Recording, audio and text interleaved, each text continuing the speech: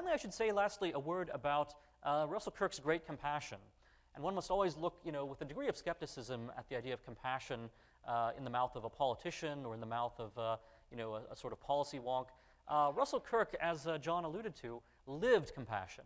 One of the great things he did, and this may be one area where he disagrees actually with the administration, is that he brought in refugees to Mecosta itself.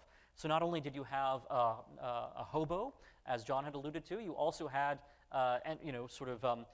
young women who found themselves pregnant and alone in Michigan and in Mecosta. They too had a welcome space at Russell Kirk's home, as did refugees from Vietnam, and as did refugees from communism in Eastern Europe.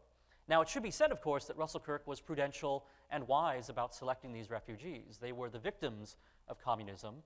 They were not a sort of pell-mell crowd, which may include the victimizers as well as those who suffered. So perhaps even in this respect, Russell Kirk would look with some sympathy toward the difficulties facing the Trump administration today.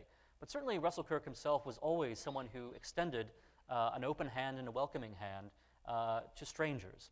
And I think that is something which conservatives, while being conservatives, while being sort of tough-minded, nonetheless that's an example we can still aspire to live up to.